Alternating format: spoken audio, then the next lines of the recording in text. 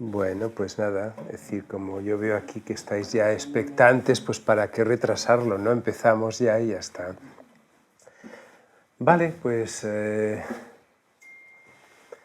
gracias a todos por haber venido esta tarde. No pensaba que iba a crear tanta expectativa, ¿no? El tema, pero bueno, está muy bien. Lo he titulado Verdad, Conciencia y Desarrollo de Personalidad. Y para aquellos que no me conocéis, pues mi nombre es Armando Lozano y ya llevo un tiempo. En esta conferencia en realidad no es simplemente pues mis ideas, lo que se me ocurra más o menos, sino está o tiene su base, su fundamento en los principios de la unificación, que en su día pues, fueron promovidos por el reverendo Moon, por Samuel Moon, el fundador del movimiento de unificación, de la Federación de Familias. Y entonces se trata un poco de reflexionar sobre algunos de los puntos que aparecen en ese libro, Hello, en ese libro de enseñanzas que en su día se tituló Los Principios Divinos. Y bueno, lo digo más que nada para que no penséis pues que es mi, mi logro o mi investigación o algo así, porque no lo es. Lo que sí es, evidentemente, es la reflexión que hago sobre ello. Vamos allá. Como buen mayor, necesito gafas. Entonces, a mí me gustaría pues, que al final hubiera un pequeño diálogo, si os parece interesante. El primer concepto es el concepto de verdad. Es decir, normalmente cuando hablas de la verdad parece como casi... ¿No? ¿Qué impresión os da a vosotros cuando decís la verdad? Pues es un poco así como si te cayera un ladrillo a 50 kilómetros por hora. Es decir, es como la verdad, ¿no? Es decir, es algo muy, muy grande, parece como muy absoluto. Es decir, una especie de terminología muy absoluta, la verdad. Ahora bien, es evidente que en el ser humano siempre hay una búsqueda de la verdad. Es decir, desde que somos pequeños necesitamos unas guías, unos patrones para conducir nuestra vida. Es decir, siempre lo hacemos. Es decir, esos patrones a veces nos vienen por la cultura en la cual estamos, es decir, nos han pasado una serie de enseñanzas de nuestros padres que nos sirven como guía, a veces en la escuela, a veces los libros que hemos leído, pero siempre hay una cierta búsqueda interior que no la puedes parar. Yo creo que hasta si algo distingue al ser humano de otros seres es esta búsqueda de la verdad que la llevas hasta, yo pienso que hasta el último día de tu vida sigues aprendiendo.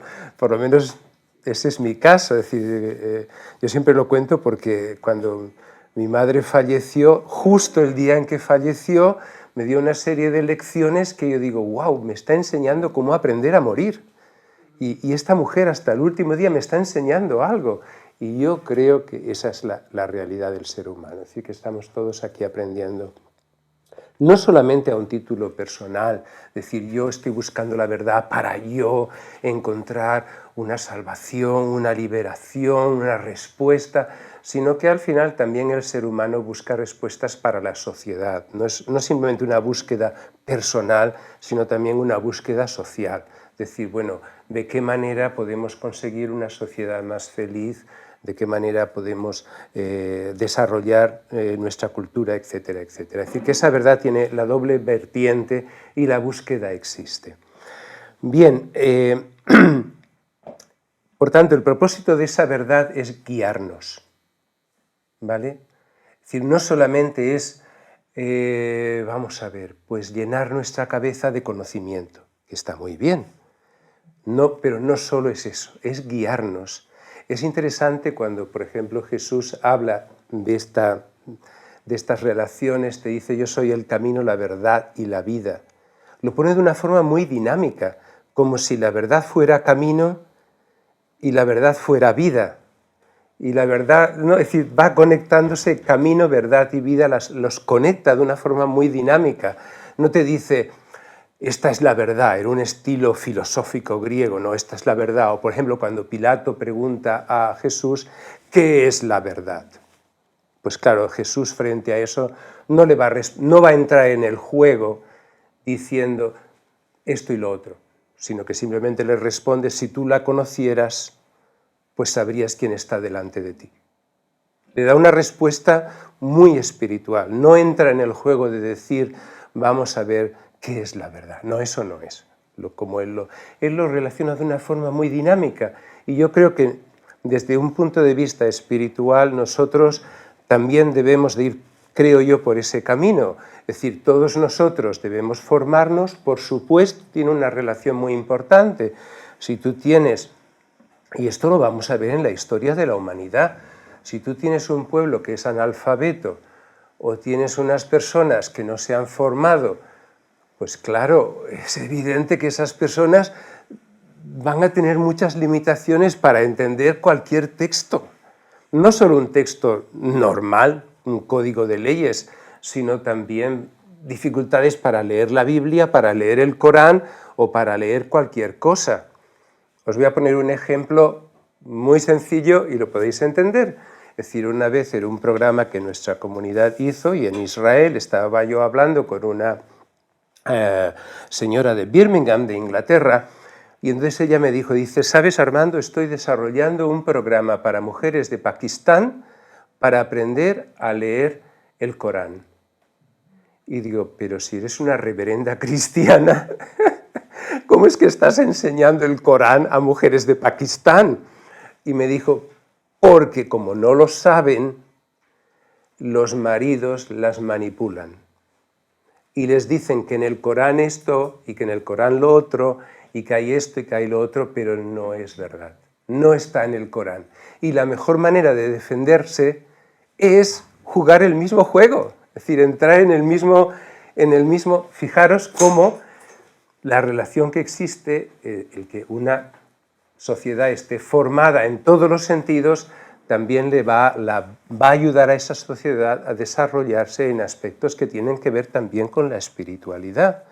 Entonces tenemos nuestra responsabilidad de esa búsqueda de la verdad, no nos podemos conformar y de hecho nuestra conciencia, que es la segunda parte de esta ecuación, nuestra conciencia no se va a conformar. No va a decir, bueno, ya sabes bastante, ya sabes distinguir 4 cosillas, con esto ya puedes tirar. No. Tu conciencia no te va a dejar tranquilo, es decir, te va a decir, tienes que saber más, tienes que averiguar más. Aquí tenemos que tener un poco en entender que por un lado está la verdad que tú buscas, que debes buscar, que debemos buscar hasta el último día de nuestra vida. Es decir, yo siempre pienso, fijaros que muchas veces en la historia también se ha dado la tensión entre, por ejemplo, razón y espiritualidad, razón y religión. Es decir, hasta mucha gente piensa, por ejemplo, en algunos países musulmanes hoy día, que cuanto más conoces, más fe puedes perder. No sé si lo pilláis. Es decir, más conocéis, más tal, más dudas. Más tal, con lo cual lo mejor es no conocer. Esto podéis encontrar muchas fases de nuestra propia historia donde los libros van a ir a una lista negra de libros dada por la Inquisición o dada por lo que sea, por la censura o por lo que sea, en los cuales una serie de libros van a ir fuera. ¿Por qué? Pues porque pueden producirte la duda. Yo siempre pienso que eso no es una actuación responsable, sino todo lo contrario. Cuanto más sabes, mejor para ti. Es decir, mejor porque tu propia conciencia puede evaluar de todo lo que tú lees, de todo lo que tú te instruyes, de todos los seminarios a los que vas, siempre puedes escoger aquellas cosas que te pueden ayudar a mejorar. Es tu responsabilidad. no hay que tenerle miedo a algo, sino todo lo contrario, es decir, la espiritualidad no tiene nada que ver con el miedo. En el momento en que tú haces algo por miedo, eso no te lleva a ninguna parte, sino que todo lo contrario, tienes que estar siempre, pero, es solo nuestra búsqueda, es decir, nosotros buscamos y nosotros encontramos, buscar y encontraréis. Sí, no. Es decir, muchas veces vais a ver en la historia y en nuestra propia historia, en mi propia vida, que también existe lo que es la verdad revelada. Es decir, de repente Dios también te busca y vas a encontrar esos momentos en los cuales tú no buscabas, pero no lo que encontraste. Buscabas, pero no sabías ni qué buscabas. Tenías la actitud de búsqueda, sí, pero la respuesta estaba más allá de tu control. ¿Lo entendéis? Es decir, hay momentos, es decir, cuando Pablo se cae del burro, del caballo, de lo que llevara, del camello, lo que sea, no estaba controlado aquello. Es decir, Dios,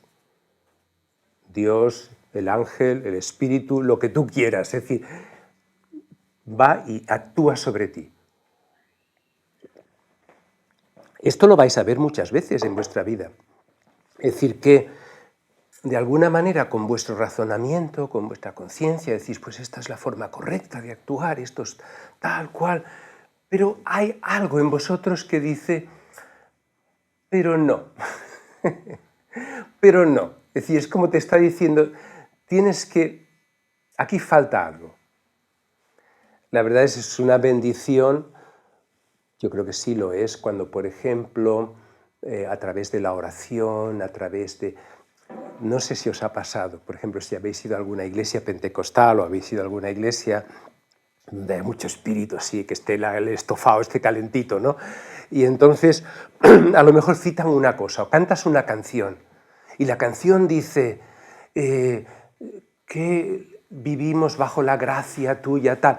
Y tú has escuchado eso 1.000.000 de veces, 1.000.000 de sermones te han hablado a ti de la gracia, del amor, de esto, del otro, y ese día, en ese momento, se te cae la lágrima. Y tú dices, ¡wow! Esto es. ¿No os ha pasado? Esto es. Es como los monjes zen, esto es. Es decir, esto te ha pasado. Porque en ese momento la verdad espiritual y tu conciencia están encontrando una especie de puente de comunicación. Es decir, algo espiritual te está llamando a la puerta, que a veces está más allá de ti.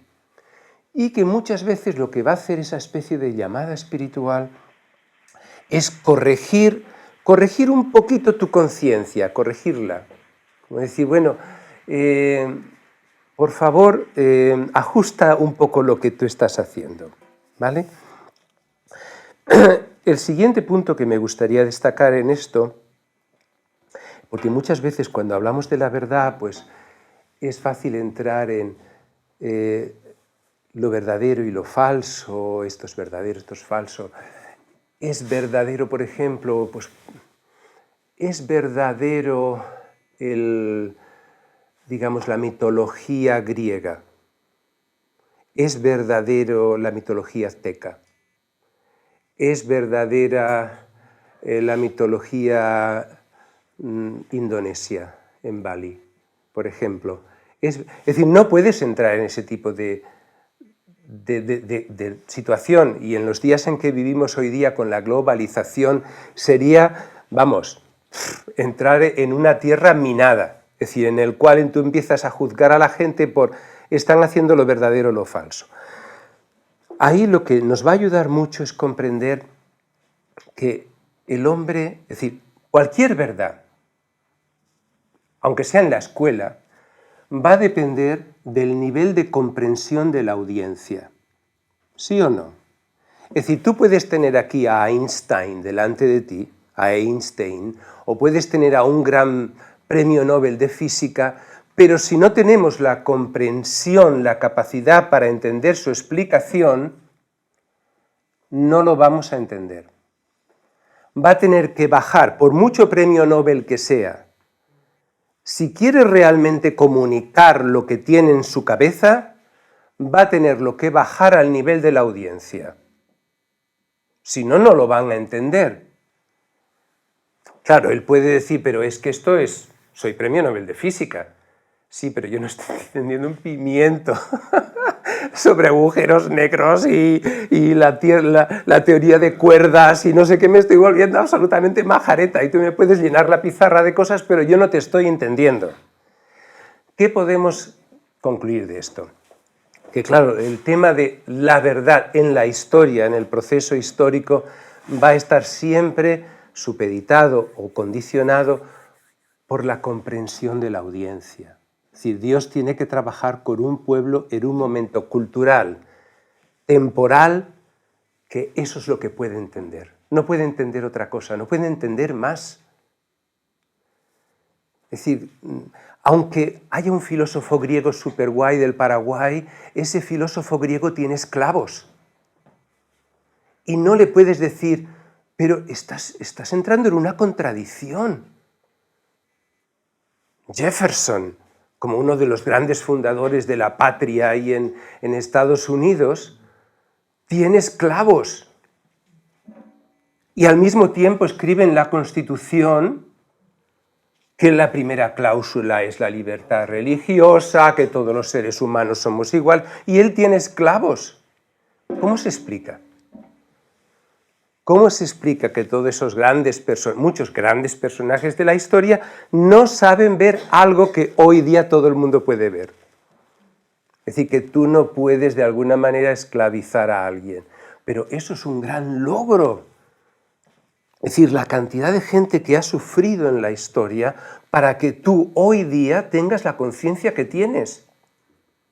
La cantidad de gente que ha luchado de una forma o de otra, bueno, derechos de la mujer. Bueno, si rascáis un poquito, hay países en Europa que hasta muy recientemente la mujer no tenía derecho a voto. Suiza lo tuvo hace nada. Hay países muy importantes europeos que han tenido derecho a voto hace muy poco tiempo. Y entonces decís, ¿pero cómo es posible? Pero no era este el gran filósofo que explicaba que el origen de... Y al mismo tiempo no podía comprender que la mitad de la población estaba siendo explotada. Esa es la realidad. Entonces, si entras en el juego de verdad y falso, esto es verdad, aquello... Hombre, sí, lo puedes entrar, pero es un poco limitado, es un poco jugar. Es decir, la realidad es que en el tiempo que te ha tocado vivir, pues tienes que aprovecharlo al máximo. Tienes que aprovecharlo al máximo y ahí entraríamos en algo más como una revelación en proceso. Es decir, una revelación... Habrá en el futuro, por eso que es importante cuando vamos a los textos sagrados, por ejemplo, la Biblia, el Corán, el Bhagavad Gita, el Tao Te Ching o lo que tú quieras leer, no cerrarlos, no decir, esto es el texto y no se puede añadir ni quitar nada. Eso es bastante peligroso, porque tú vas a ver partes del Antiguo Testamento pues defendiendo cosas que son indefendibles hoy día. La poligamia, es decir, muchas de las cosas que aparecen ahí en el texto son indefendibles. Entonces tú no puedes decir, esta es la palabra de Dios. Sí, es la palabra de Dios para ese pueblo en ese momento, porque posiblemente la poligamia era mejor que otra cosa antes. Entonces nuestra actitud ante la verdad debe ser pues un poco... no ser cuadrada, como decir, esta es la verdad, sino decir, bueno, vamos a ver, esto es la comprensión de la verdad que te puede ayudar a ser una mejor persona en estos momentos.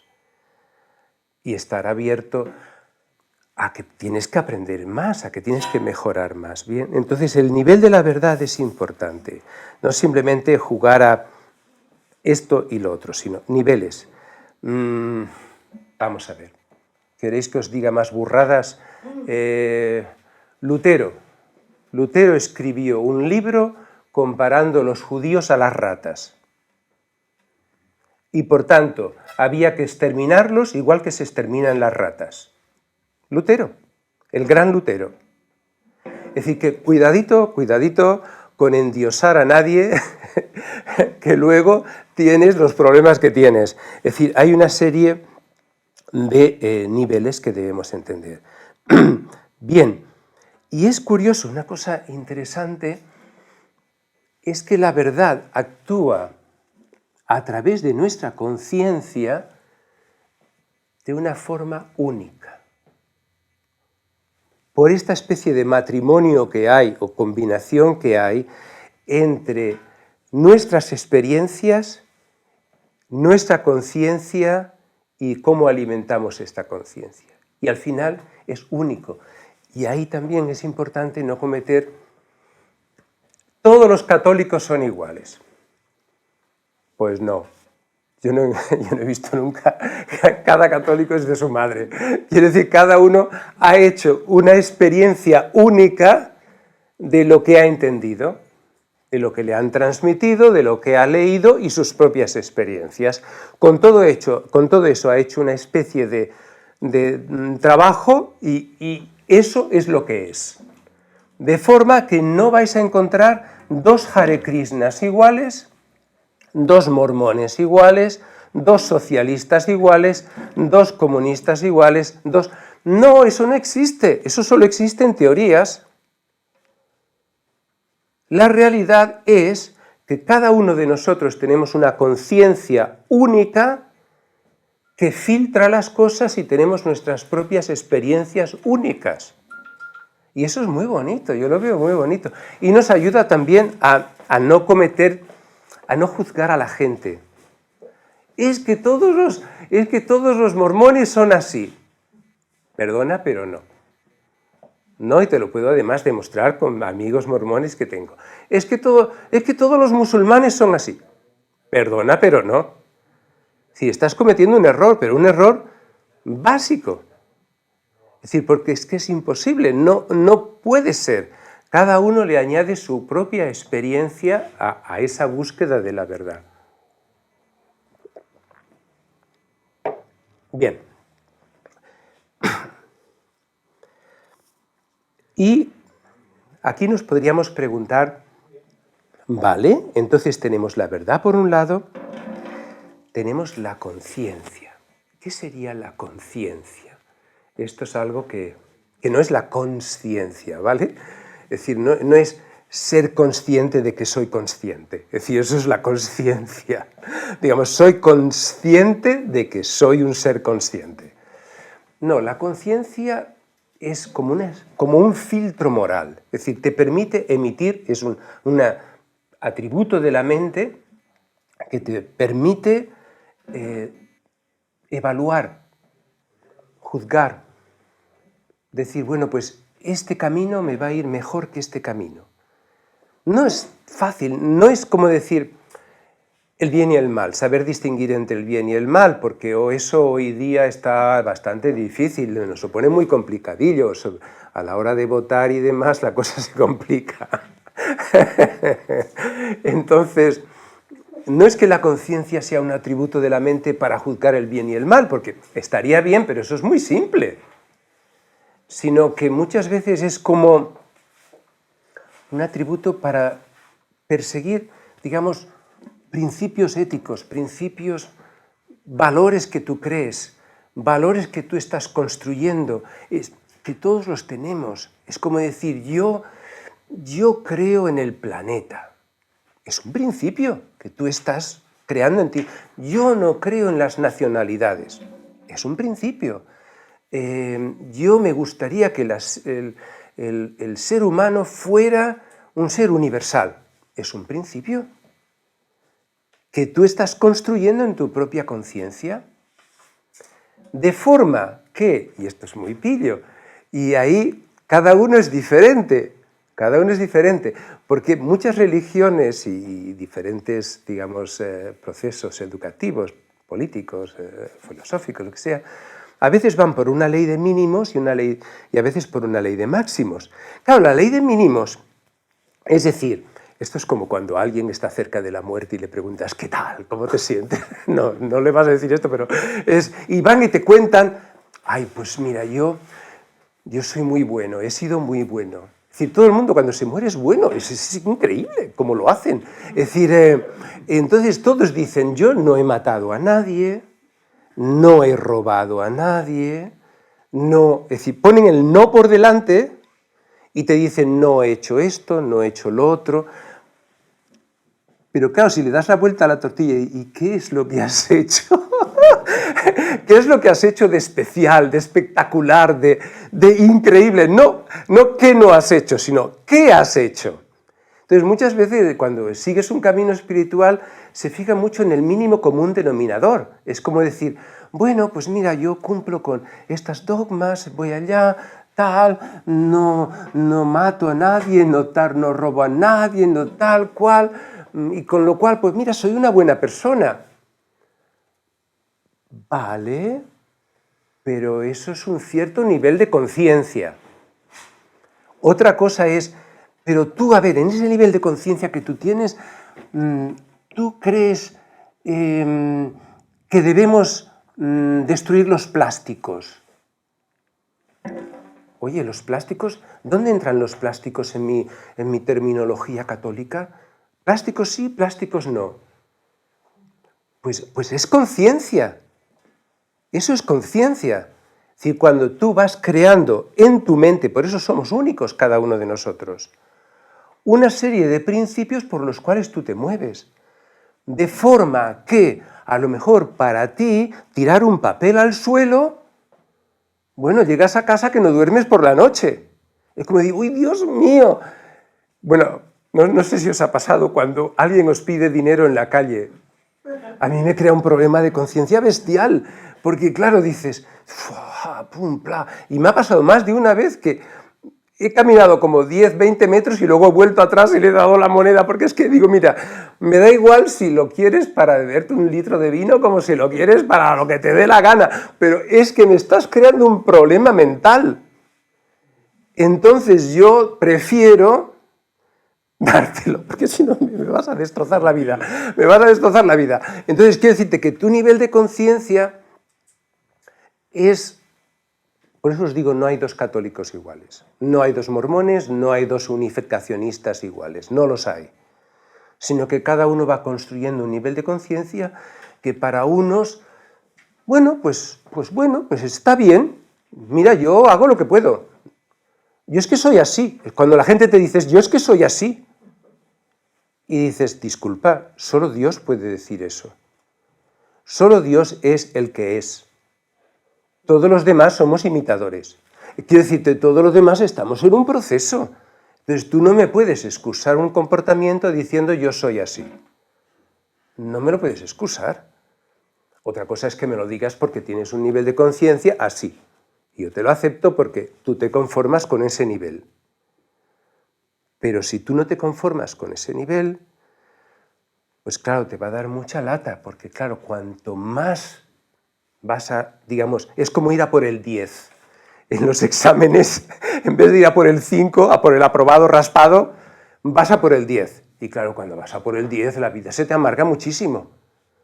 Porque entonces dices, Dios mío, pues lo estoy haciendo. Y claro, es curioso, y ahí podéis entender un poco la mentalidad de santos, místicos y personas especiales, que aunque son increíbles, ¿no? Si tú coges los textos, por ejemplo, de la Madre Teresa de Calcuta, aunque es increíble, tú lees sus textos y dices, pero si esta mujer no tenía fe, está siempre luchando con Dios. Siempre está luchando consigo misma. Nunca está segura de si lo que está haciendo está bien. Y tú dirías, pero ¿cómo es posible? Si esta mujer está todo el día, hasta el día que murió, ella trabajaba como operadora en la casa de Calcuta, digamos. Como no sabían qué hacer con esta mujer tan mayor, la pusieron en la recepción para que respondiera al teléfono. Y entonces ella estaba contentísima porque podía ser de servicio a los demás. En la recepción, el Premio Nobel de la Paz Ella lo aceptó simplemente porque significaba un dinero, y con este dinero ella podía ayudar a sus leprosos y a su gente. El Premio Nobel de la Paz, y lo sé por un amigo de ella, que la conoció, lo tenía puesto en un armario, es decir, el diploma y todo eso en una caja de zapatos metido en el armario, vamos, es que ni le daba ninguna importancia a ese premio Nobel. Y tú dices, Dios mío, pero ¿y esta mujer no se siente orgullosa de ser tan buena? Pues no, no. Esto lo vas a ver mucho en este tipo de personas. Cuanto más van creciendo, más dicen, ¿qué pasa aquí? Pero es algo muy bello, es decir, al mismo tiempo es algo muy bello, por lo menos para mí, yo lo pienso de esa manera. Bien, aquí quería traer un concepto que es del principio divino. Aparece en otras religiones con otra terminología, pero es el principio divino, es el concepto de mente original. Mente original. Es decir, el hecho de que detrás de ese juego de conciencia y verdad hay algo que está más allá de tu conciencia y que guía tu conciencia, que de alguna manera no te deja tranquilo. Mente original, es decir, es la mente conectada con Dios. Es como la mente que correspondería a un estado, por ejemplo, en el budismo, iluminado, a un estado de santidad, a un estado de conexión profunda con Dios. Es decir, mente original, en la cual ya no... Por ejemplo, si piensas en Jesús, ¿es Jesús un hombre de conciencia? Claro que lo es. Pero su forma de actuar, fijarse en su forma de actuar, porque él muchas veces va más allá de la normativa religiosa del momento y te lleva a una especie de lógica del corazón. Te dice, a ver, ¿qué es lícito? Pues esto. Vale, ¿qué te dice tu corazón? Esto. Pues actúa de acuerdo a tu corazón. Es decir, te pone en esta especie de... Y muchas veces Jesús actúa, yo pienso que con otro nivel, es otro nivel. No es simplemente una conciencia de decir, bueno, pues espera, ¿no? Viene la mujer que le limpia los pies con sus cabellos y le echa perfume y tal, y él en una especie de objetivo zen se pone así y dice, a ver, Jesús, a ver, piensa, ¿cuál es la forma correcta de actuar en este momento? Jesús, piensa, de acuerdo a tu... No, sino que él se deja llevar por una especie de impulso, de forma que nunca le puedes pillar como en un momento bajo, en un momento de decir, ¡guau! Te pillé. Ahora me estás diciendo algo que contradice tus propios principios, que nos pasa a todos, a mí me pasa, etcétera, etcétera. Te he pillado. Yo creo que mente original no va por ahí. Es decir, que es de alguna manera el desafío que tenemos todos delante de nosotros, llegar a tener un tipo de mente en nuestro corazón, en nuestro ser, que actúa de acuerdo a la voluntad de Dios de una forma instintiva, es como de corazón, impulsiva, no hay que pensarlo, no hay que darle 3 vueltas, no es como... Pero claro, sería muy arrogante por nuestra parte pensar que lo tenemos. Yo no creo que lo tenemos. Lo tenemos quizás en algunos momentos peculiares. Yo siempre me da miedo cuando una persona viene y te dice, Dios me ha dicho que te diga. Me echo a temblar. Y he tenido esa experiencia, ¿vale? Porque yo no tengo el coraje para decir eso. No siento eso. Es decir, no siento que te puedo decir eso. Dios me ha dicho, Bueno, es decir, yo con toda la humildad estoy ahí, pero no. Bien, como esto va no quiero entreteneros mucho, sino que luego hagamos algunos comentarios que seguro que queréis tener. Tenemos verdad, tenemos conciencia y tenemos personalidad. Es decir, que al final es lo que cuenta. Es decir, ¿quién eres tú? ¿Quién eres tú? No simplemente de qué crees, qué es lo que crees, eso está muy bien, pero eso para el café. Sino, ¿quién eres tú? Tu personalidad. Que tú estás formando quién eres, ¿vale?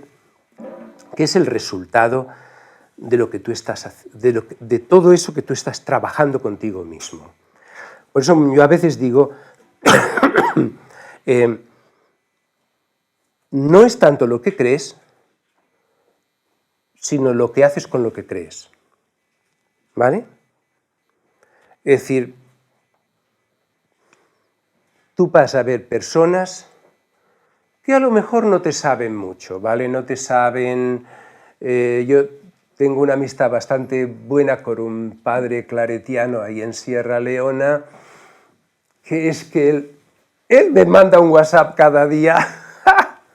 Armando, feliz día, esto es un día maravilloso, no sé qué, digo, pero bueno, sí, y que está ahí, pues básicamente sirviendo a una comunidad de niños, 700 niños, y haciendo pozos por diferentes aldeas y cosas que él hace. Y claro, yo le puedo preguntar a él, Padre Antonio, tú sabes mucho de Hegel y Feuerbach, o tú sabes mucho del capitalismo, no sé qué, tú sabes mucho... Tú sabes, ya eso por supuesto me va a decir que no, pero tú sabes, por ejemplo, tú sabes, no sé, los principios de la teología de la esperanza. Tú sabes los principios, el teólogo Moltmann, ¿qué es lo que dijo en el libro tal? Te va a decir, mira, Armando, mira, tengo todos esos niños ahí que me están esperando y que debo de entregarme a ellos. Yo siempre me fijo quién lava los platos. Es decir, ¿quién lava los platos en unas circunstancias X? ¿Quién coge la escoba? ¿Quién hace algo? Es muy importante. ¿Cuál es? Es decir, no lo que sabes, sino lo que haces con lo que sabes. Porque hay mucha gente que sabe, pero no hace nada con lo que sabe. ¿Vale? Y segundo, no, y ya es para complicaros un poquito más si lo que haces lo haces por obligación, tarde o temprano te cansarás. Tarde o temprano tendrás una mala respuesta. Juzgarás a los demás. Te quejarás. Pensarás que los demás no están a la altura. Es decir, llegarás a un momento en que no. Si lo haces por obligación, si tu valor está en lo que haces y lo que haces lo haces por obligación, tampoco funciona. Sino que al final tendrás que ser, tendrás que integrar todo eso de una forma que te sale natural. De nuevo, si vamos a todos estos personas que yo los considero nuestros grandísimos hermanos y hermanas del pasado, si tú vas a todos estos maestros espirituales, San Francisco, Santo Domingo de Guzmán o lo que queráis, y aunque ellos ayunan, y aunque ellos viven en el suelo, y aunque ellos viven de una forma arrastrada, nunca le dan ninguna importancia a ese tipo de situación. No te dicen, es un poco lo que Jesús decía, si estás ayunando, límpiate la cara, que se te vea feliz, que se te vea alegre, que nadie piense que estás ayunando. Eso es el misterio. Es decir, que esas personas van por unas situaciones increíbles, pero con una alegría tremenda. Es decir, yo estoy aquí para servir, yo estoy aquí para dar. Dices, pero ¿tú de qué vas? Comprendes que hay otros que, sin embargo, es que yo me sacrifico muchísimo. Es que es increíble el trabajo que hago por los demás. Es increíble lo mucho que doy. Es increíble los donativos que doy a mi asociación. Yo pienso que normalmente ese tipo de personas que yo creo que son nuestro modelo, nunca hacen esto, nunca lo hacen. Es decir, que tu mano izquierda no sepa lo que está haciendo tu mano derecha. Es decir, es como, tú vas a tú. Es una gran sabiduría, pero es una gran sabiduría que por supuesto la conocemos, está aquí en la cabecita, la tenemos en la cabecita, pero la tenemos integrada en nuestro ser. Somos así. Lo importante no es si yo me sé la cita bíblica, claro que me la sé, pero yo soy así. Eso es lo importante. Que los demás sean o no sean me importa muy poco. Lo importante es, yo soy así. Eso es, de alguna manera, la mente original y lo que Dios busca de nosotros, ¿vale? Bien, en ese traslado de la conciencia, 10 minutos más y ya estoy, ¿vale? Si me lo permitís. De la conciencia a la personalidad, ahí hay un problema. Hay un problema que lo tenemos que yo no lo sé, ¿vale? Para trasladar nuestros principios y valores e integrarlos en nuestra personalidad, tenemos muchos enemigos. De verdad, ¿eh? Porque con la cantidad de gente que se ha graduado de universidades, con la cantidad de gente que ha escrito libros maravillosos, con la cantidad de gente que da discursos que lo bordan, etcétera, etcétera, deberíamos de tener ya una sociedad feliz. Una sociedad feliz, unas personalidades felices, unas familias felices, una gente... Chicos, si es que ya, ¿cuánto quieres conocer? ¿Ya qué pasa? ¿Que ya vas a encontrar la verdad en Marte? ¿Vas a encontrarla? ¿Dónde la vas a encontrar? Entonces, ahí tenemos que ser muy humildes. Algo está pasando. Lo sabemos, lo entendemos, pero nos cuesta. Nos cuesta. Yo también me cuesta. Nos cuesta. ¿Y por qué nos cuesta tanto? Si está aquí en el disco duro, si está más o menos aquí, ahí medio en el corazón menos, ¿por qué nos cuesta tanto? Y ahí quizás, pero no es para esta conferencia, realmente creo que no hemos estudiado suficiente sobre el mal. El mal, no ya el mal, por supuesto el mal ahí fuera, sino cómo manejar el mal en nosotros, cómo controlar aquello que no nos gusta de nosotros, cómo superar aquello que no nos gusta de nosotros. Si no lo reconocemos, si simplemente nos satisfacemos a nosotros mismos con nuestro credo, es decir, yo creo en liberar todas las ballenas, yo creo en liberar yo creo en una ecología. Es decir, si yo simplemente me contento porque he llegado a tener un credo maravilloso, yo creo que no es suficiente. Es decir, que el credo maravilloso está bien, pero luego tú tienes que decir, pero aquí está pasando algo. Está pasando algo. Si yo tengo este credo maravilloso, pero mi personalidad no es suficiente. Si nosotros somos una sociedad tan guay como dice que somos, tanto de derechas, de izquierdas, como de medio centro, como de medio tal, si somos tan fabulosos, con un sistema educativo maravilloso y con no sé qué maravilloso, oye, chico, pues es tiempo para dar resultados. Quiero decir, es tiempo para crear una sociedad. Aquí hay algo que no está funcionando, ¿vale? Y yo creo que entender bien esa dinámica de por qué me cuesta tanto, es decir, llevar a mi día a día, a mis relaciones con los demás, es que, chico, es decir, a ver, Mario, no me quiero meter contigo tan pronto, pero es que basta con que te quiten el aparcamiento para que todo tu nirvana se te vaya a la porra. Es decir, tú tienes ahí una especie de cacao mental maravilloso, un credo de Om Shanti, tú vas ahí, oh, yes, la perfección, es que ya me falta esto para llegar, van y te quitan la plaza, o se te adelanta alguien, y tu reacción es violenta.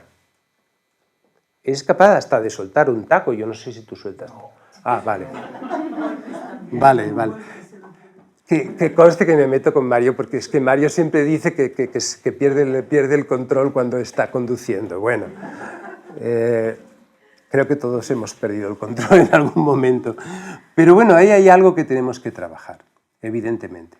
¿Vale? Yo simplemente lo digo para que no penséis que es ABC, es decir, verdad, conciencia, personalidad. No es tan simple como eso. Es decir, cada uno de los elementos requiere mucho trabajo, ¿vale? Entonces, y para terminar, y esto ya es mi experiencia personal, ¿cuál es la fuerza para hacer esto? Es decir, si tú lo haces simplemente porque lógicamente es el mejor camino, lógicamente los derechos del hombre son los mejores, lógicamente una sociedad humanista, justa, es lógico y por tanto voy a luchar porque la lógica me dice que eso es así, yo personalmente me parece insuficiente. Me parece insuficiente porque necesito, por lo menos yo siento que necesitamos una experiencia profunda de Dios. De un Dios de amor, de un Dios de corazón, de un Dios de voluntad, de un Dios que quiere estar contigo, de un Dios que te acompaña, de un Dios que te da ánimos, que está ahí, que lo tienes de tu lado, ¿vale? Que en esta lucha que vamos a tener entre verdad, conciencia, personalidad, tal, lo tienes de tu lado, está de tu lado. Y tienes que jugar esa carta. Es decir, tienes que de alguna manera decir, vamos a ver, pues me tienes que ayudar en estas circunstancias en las cuales yo ya no sé por dónde salir. Ayúdame, dame una pista. Es decir, dame algo, enséñame algo, muéstrame algo. Yo creo que necesitamos eso. Sin eso es muy difícil. Yo por lo menos lo veo que vamos a llegar a un cierto nivel de una sociedad más o menos razonable, pero no vamos a ser capaces de ir más allá de lo razonable. Y no vamos a ser capaces de resolver el pasado. Es decir, yo por ejemplo que he vivido en Nueva York y en Estados Unidos, el odio, la tensión que hay entre blancos y negros es tan profundo que tú no puedes, y lo podéis ver en las noticias, he vivido en un barrio negro con una familia negra, lo hice a propósito, yo quería vivir con una familia negra y sentirme negro, que en mi caso era sentirme blanco, porque de alguna manera nunca me había sentido tan blanco en mi vida. Porque claro, estar rodeado siempre de negros, incluso en mi propia casa. Pero yo lo quería sentir ese sentimiento. Y claro, era duro. Era duro entrar ahí. Si tú simplemente vas por, yo te digo los principios más o menos americanos. Es decir, los principios americanos es los demócratas, que bueno, luego lo puedes traducir a nuestras posiciones españolas. Hay que de alguna manera ser conscientes de todas las minorías, de todas las personas que sufren, etcétera, etcétera, y tener una serie de proyectos o planes sociales dedicadas a la sanidad, dedicadas a esto, a la educación, tal, para que de alguna manera tratar de igualar la sociedad. No ocurre. ¿Por qué? Pues porque hay mucho abuso. Hay mucho abuso de ese principio. De forma que, y con perdón, ¿vale? Pero es que lo he vivido. Es decir, muchas chicas, jóvenes adolescentes en guetos negros, lo primero que van a hacer es tener un niño. ¿Por qué van a tener un niño? Porque tener un niño significa automáticamente tener una ayuda social. Entonces, el niño lo educa la abuela, tú sigues trabajando y si tienes 2 niños, mejor. De esa manera, la abuela cuida de tus niños y tú tienes una ayuda social. Esta es la realidad. Dura, pura, muy dura. Es decir, ¿vale? Tú vives en esta situación con chicos, con el crack, con la droga, tal, es muy complicado. Bien, va la posición republicana. La posición republicana es muy clara, es decir, mira, aquí no vamos a regalar nada a nadie, cada uno de acuerdo a su valor. Dile que hable bueno. Cada uno de acuerdo a su valor, de acuerdo, no vamos a hacer distinción si tú te llamas tal o te llamas cual, si eres de la raza tal o de la... Tú me vas a tener que demostrar lo que vales y con lo que vales yo te voy a llevar adelante. Sí, no, porque he visto lo opuesto. Mira, os cuento una cosita que yo casi me muero, ¿vale? Porque cuando visitaba ministros, para que veáis, un señor que se llamaba William Eichelberger. Tú, con ese nombre, ¿qué te suena a ti? Esto es de Heidelberg, por lo menos, es un tío alemán, ¿vale? Un inglés perfecto, inmaculado. Yo les estaba invitando a unos proyectos que teníamos en Corea y diferentes partes. Vale. Reverend Eichelberger, licenciado nada menos, del Seminario Teológico de Princeton. Top. De la iglesia presbiteriana, una iglesia blanca. Yo pensé que era más blanco que la leche. Porque eso es muy importante. Siempre te dicen, ¿eres blanco o eres negro? Ahí en América no hay medios colores. Entonces, voy a la puerta, llamo a la puerta y me sale un señor negro. Y yo digo, hello, y digo, ¿está el reverendo Eichelberger? Y me dice, sí, soy yo. Y yo digo, pum, me caigo, ahí me caigo. El tío con doctorados, con todo ahí, vamos, el tío tocaba el piano, hablaba como si fuera Shakespeare. Y digo, ¿pero dónde has salido tú? Y decía, esta es mi vida dentro de la iglesia presbiteriana. Me han ofrecido todo tipo de puestos de trabajo. Cuando yo llego a la iglesia de tal, una iglesia blanca de Pensilvania o lo que sea, y me ven que soy negro, automáticamente la secretaria, y estamos hablando de iglesias, la secretaria me dice, ay, lo sentimos muchísimo, reverendo Eichelberger, ay, es que ya le hemos dado el puesto a otra persona.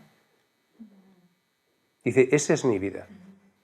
Mi vida después de 60 y tantos años, con una educación increíble, pero no entraba. Entonces, vale, esa es la realidad de nuestra historia humana, ¿vale? Todos los países, todas las razas, todas las culturas. Frente a eso, ¿cómo lo haces?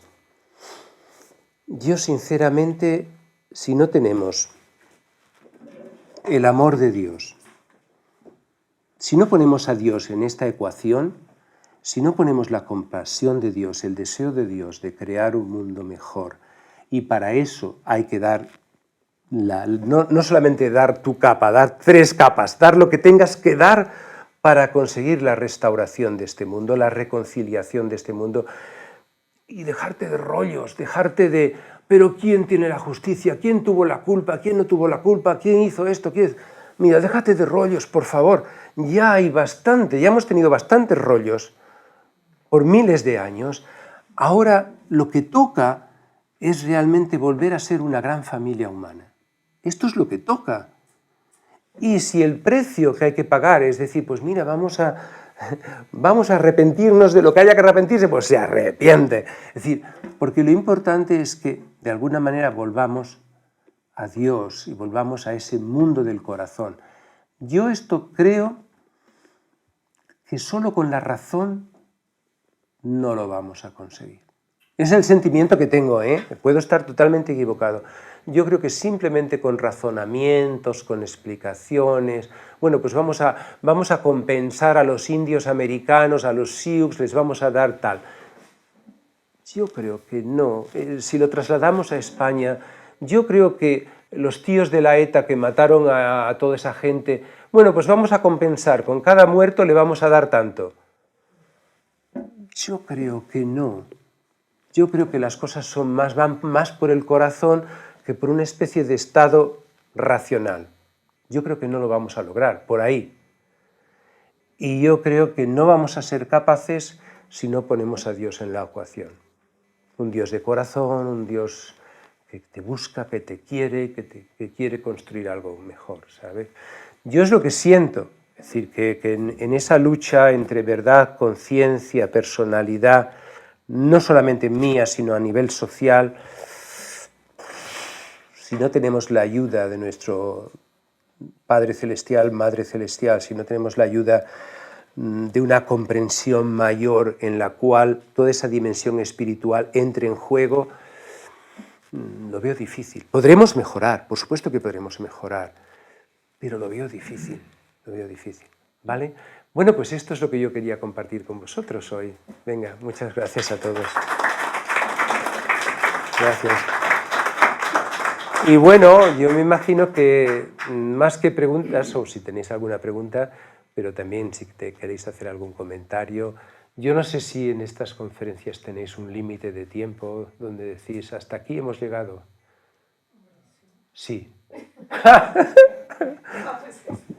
¿Hasta qué hora, por ejemplo? ¿Hasta menos cuarto o algo así? Mira, pues hasta menos cuarto, ¿vale? Y a menos cuarto ya lo dejamos. Vale. Hablaba sobre la comprensión de la verdad, imagino que quería transmitir, pues, de conocernos más en nuestro interior, el saber de alguna manera cuál es la verdad de cada uno. Sí.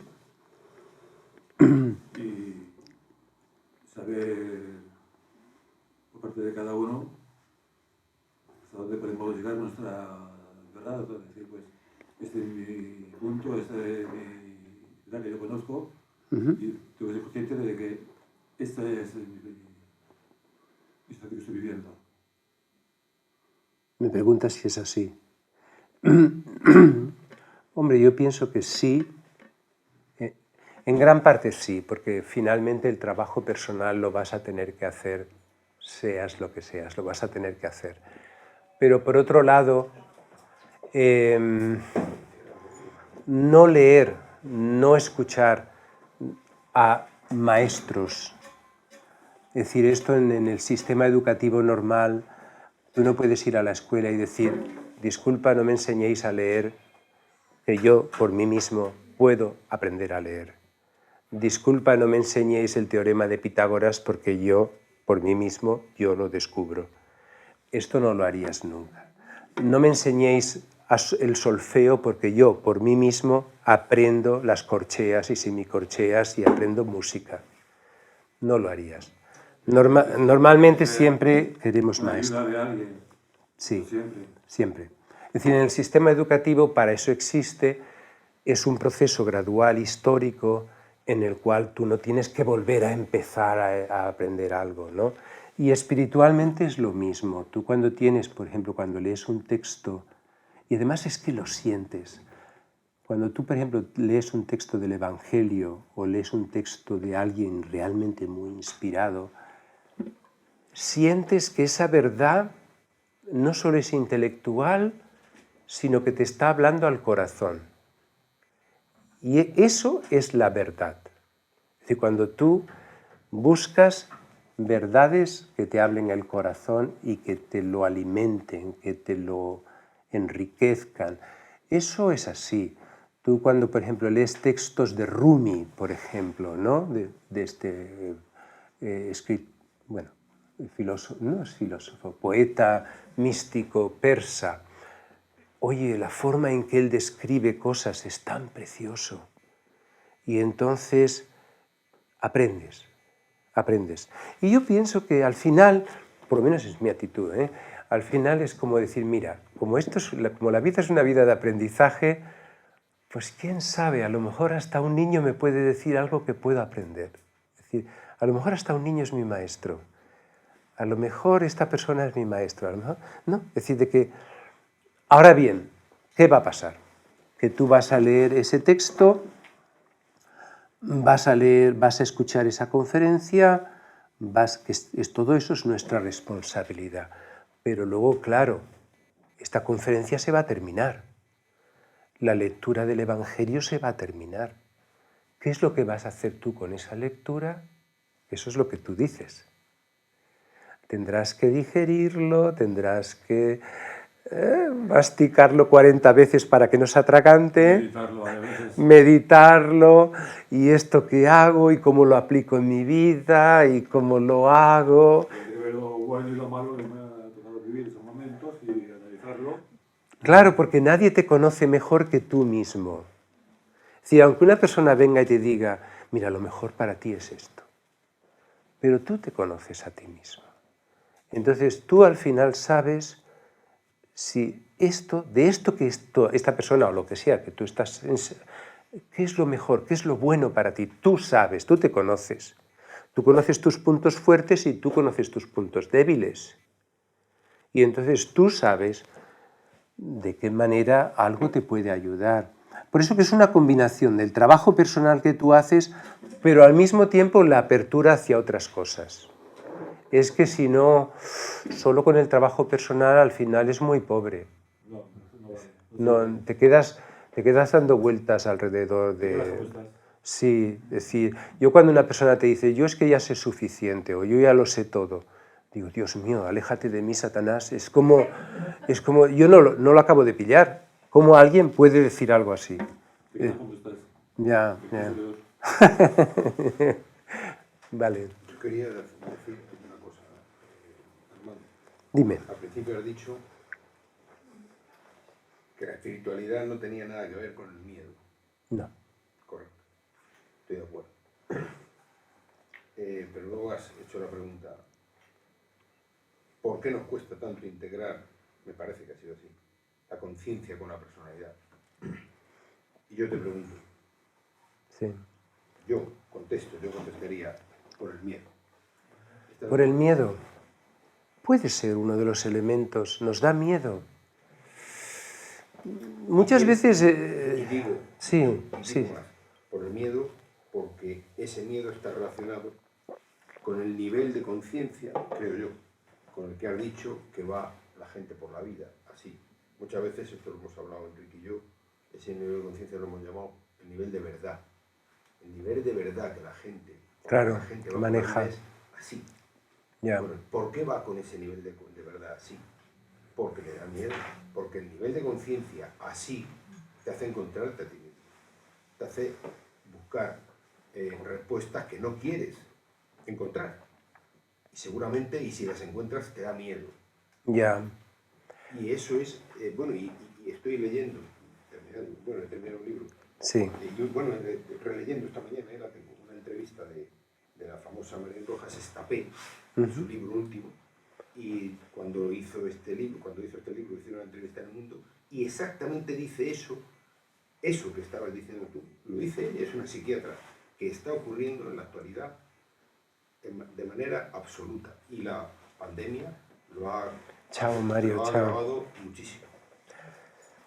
Yo creo que el miedo no es buen compañero de viaje. Es decir, cuando, por ejemplo, en el pasado se nos ha dicho ten mucho cuidado, no cometas pecados porque Dios te castiga, no cometas pecados porque te vas al infierno. Todo ese tipo de filosofía de enseñanza es absurda, no conduce a nada, porque las cosas se hacen bien con amor, no por miedo. Es decir, se hacen bien con pasión, con entrega, con sacrificio, con alegría, con felicidad. Todo eso se hace bien. Hacer algo por miedo, por deber, por obligación, vale, lo puedes hacer un ratito, pero eso te dura poco. El problema del ser humano es que tiene una serie, ¿cómo te diría yo? Algunas veces poetas y demás lo hablan como una especie de caballos desbocados, ¿no? Controlar tus deseos. Controlar tus deseos. Aquí tenemos a Enrique, que es un apasionado del estudio sobre el amor. Ay, ay, ay, ay, ay. Es decir, es muy difícil. Es decir, controlar los deseos. Claro, Buda va a un punto que es un poco imposible, utópico. Es decir, claro, como para ser feliz necesitas desear ser feliz, pero como no eres feliz, lo mejor es pues no tener deseos. Llegar al punto de decir, vive sin deseos, vive más allá del deseo. Es que vivir más allá del deseo ya es un deseo. Quiero decirte que estás atrapado por el mundo de los deseos. Y hoy día tú lo puedes ver, por ejemplo, mucha gente, pues la apariencia, el concepto soy bello, no soy bello, me valoran, no me valoran, sí tal, ¿no? Es decir, al final no lo controlas, estás en desequilibrio, porque no controlas muchas de las partes que forman tu personalidad. No las controlas, te controlan. Es decir, si no te valoran, si no te han dicho los buenos días, si no sé qué, si no estás, si te está haciendo tal, cual. Es decir, es muy difícil. Y bueno, y si tienes una cierta, vamos a ver, si tienes una cierta conciencia espiritual o conciencia tal, pues hombre, tienes un mecanismo. Mira, os voy a contar una historia que a mí me partió el corazón. Es decir, es un cura que le tengo muchísimo cariño por muchos años y que nos ha donado una librería que veréis abajo. Él era un gran poeta, es un gran poeta a nivel nacional, premios nacionales, etc. Él está sufriendo ahora mismo una demencia senil temprana. Entonces, claro, en estos momentos él está perdiendo conciencia de sí mismo. Y claro, me decía cuando le fui a visitar a su casa hecha un desastre, la verdad. Me decía, Armando, tú no sabes lo que es esto. Es decir, a lo mejor dentro de 2 años yo no te reconoceré. Es decir, tú sabes lo que es para mí, como poeta, como una persona que ha manejado un montón de libros escritos, como una persona que ha manejado la palabra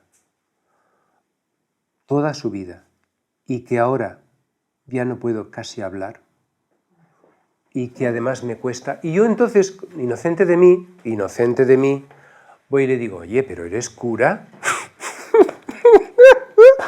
Le digo, tienes una caja de herramientas con las cuales tú has dado sermones, con las cuales tú has mantenido tal. ¿No te sirve esa caja de herramientas para tener esperanza? Y me dijo, no me sirve. Y yo veía delante de mí, de verdad, al salir de esa casa me eché a llorar porque yo digo, Dios mío, Dios mío. Es decir, ¿qué haría yo en una situación como esa? Es decir, porque claro, él le estaba echando la culpa a Dios, le estaba echando la culpa a todo a su alrededor. ¿Por qué me estaba pasando esta demencia senil a los 60 años? Yo no supe decir nada que pienso yo que le inspirara ni nada de nada, ¿vale? Pero me hizo pensar muchísimo. Pensé, madre mía, aunque tienes, es un tío con varios doctorados, ¿vale? Profesor de universidad. El tío está amueblado, quiero decir, tiene libros por todas partes. Pero no le valían. No le valían. Entonces es lo que te digo, que a veces digo, Dios mío, es decir, a pesar de que tienes la verdad, tienes la conciencia, pero luego hay elementos ahí que se te escapan en tu personalidad, en tu control de la situación, de tu enfermedad, de tu situación familiar, de tu situación de pareja, de tu situación con tus hijos. Todo. Hay una serie de circunstancias, y Dios mío, es decir, en todo esto, ¿cómo? Por eso yo pienso que ahí, por eso os decía que yo creo que la experiencia de Dios es central. Si tú pierdes ese núcleo, ese eje central... ¿Puede pasar por la aceptación? Por la aceptación. Claro, por supuesto, pero que es difícil, ¿eh? Lo digo, es decir, y ahí puedes entender muchas contradicciones de personas que tú dices, bueno, pero ¿cómo ha llegado esta persona a cometer este problema? ¿O cómo esta persona tenía aquella cosa? Porque no es tan fácil, ¿vale? Miedo, tú decías por miedo. Sí, pero a veces es por no saber cómo actúa el enemigo en ti, no saber cómo controlar ese ataque que la vieja tentación, porque claro, la vieja tentación no te va a tentar. Es que el no saber es el núcleo del miedo. No te va a tentar en tus puntos fuertes, te va a tentar en tus puntos débiles, ¿comprendes? Y así es complicado. Pero, hombre, aún así yo creo que si tú tienes una concepción una caja de herramientas, como yo lo llamo, espiritual, bastante bien montada, con bastante equipación. Y luego, hombre, tienes amigos. Por eso muchas veces en el camino espiritual se enfatiza mucho la idea de comunidad. ¿Comprendes? Porque hay momentos en que por ti mismo, pues claro, se camina peor. Es decir, si estás arropado en una comunidad, pues siempre dices, es que en todo, en la tradición budista, en la tradición musulmana, en la tradición judía, en todas las tradiciones, la comunidad es tan importante como cualquiera de las otras cosas. Porque entonces tú caminas arropado, es decir, mira, estoy pasando una racha bestial, porque claro, estoy en estos momentos y estoy muy mal, pero si tienes una comunidad que te arropa, yo creo que tienes más posibilidades. ¿Qué tal? Pues entonces terminamos aquí. Bueno, yo espero que os haya gustado. Espero no haberos dado mucha caña. No. Es decir, espero que sea animadora. Me ha encantado. ¿Sí? Sí. Vale, pues... No se animó mucho que venía, ¿no? Yo para mí es un tema de nunca desistir, seguir aprendiendo, seguir insistiendo, seguir... Mi esposa siempre se ríe de mí porque dice, mira, es que Armando, tú lo que te gusta es el paso a paso. Y es que yo lo creo. Yo creo que el camino espiritual no es una carrera de 100 metros lisos, es una carrera de maratón. Toda la vida. Y entonces tú tienes que ir paso a paso y nunca desistir. Es decir, ¿has cometido un error? Perfecto. Todo el mundo tenemos derecho en una vida a cometer 1000 errores. Esto no sé quién lo dice, pero lo dirá alguien, Ramakrishna o alguien. Pero por lo menos lo importante no es cometer el error, lo importante es la fuerza para rehacerse del error y seguir adelante. Eso es lo bonito. Y entonces ir adelante y luchar, paso a paso, hasta poder, digamos, estar orgulloso de la personalidad que tú estás creando en ti. Es decir, esa es la cosa, ¿no? All right, pues muchas gracias a todos. Gracias.